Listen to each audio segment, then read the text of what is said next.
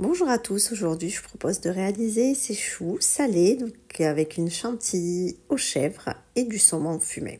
On passe tout de suite à la préparation de la pâte à choux. Dans une casserole, je vais venir ajouter 165 ml de lait. J'ajoute 75 g de beurre. J'ajoute une petite cuillère à café de sel et une petite cuillère à café de sucre. Ensuite, je vais venir faire chauffer mon mélange jusqu'à ce que mon beurre fonde complètement. Hors du feu, j'ajoute 115 g de farine et à l'aide d'une spatule en bois, je vais venir mélanger le tout jusqu'à obtention d'une belle pâte. Ensuite, je remets ma pâte sur un feu moyen et je la fais dessécher 1 à 2 minutes. Ensuite, je vais venir verser ma pâte dans un saladier et là, je vais commencer à ajouter mes œufs un par un tout en mélangeant entre les ajouts. Donc là, en totalité, j'ai eu besoin de 3 œufs entiers et pour le 4e, alors je ne l'ai pas ajouté entièrement, je l'ai battu séparément dans un récipient et j'ai rajouté que la moitié de l'œuf. Donc en tout, j'ai eu besoin de 3 œufs et demi. Voilà, et on continue à bien mélanger et en contrôlant bien sûr la texture de votre pâte jusqu'à obtention d'un joli ruban comme ceci.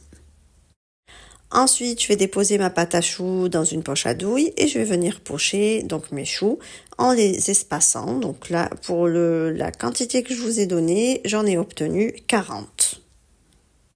Ensuite, j'enfourne mes choux dans un four préchauffé à 180 degrés pour une durée de 20 minutes. On passe tout de suite à la préparation de la chantilly salée. Donc ici, dans le bol du robot, je vais venir verser 250 ml de crème liquide entière. J'ajoute 150 g de fromage frais, donc c'est du fromage de chèvre frais. Ensuite, vous pouvez ajouter du sel si vous le souhaitez. Moi, je me suis contentée du coup du fromage. Ensuite, je vais commencer à battre donc le tout en chantilly bien ferme. Une fois mes choux cuits et refroidis, donc là j'ai ôté le chapeau et je vais venir les remplir donc avec ma chantilly que j'ai déposée dans une poche à douille munie d'une douille cannelée. Donc je poche des rosaces comme ceci. Ensuite je vais garnir mes choux avec les tranches de saumon que je découpe comme ça et que je place en chiffonnade.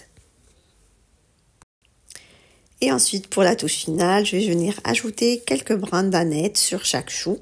Alors, vous pouvez bien sûr remettre le chapeau sur chaque chou. Moi, j'ai préféré les laisser comme cela. Je trouve que c'est beaucoup plus joli et beaucoup plus présentable. Et voici le résultat final de nos choux. Donc, on obtient de délicieux choux, donc en petits mignardises comme ceci. Mais vous pouvez également les réaliser en plus gros pour faire une entrée.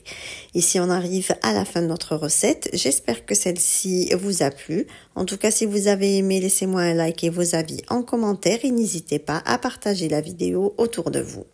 Merci de m'avoir suivi et à très bientôt chez les douceurs de Maëlys.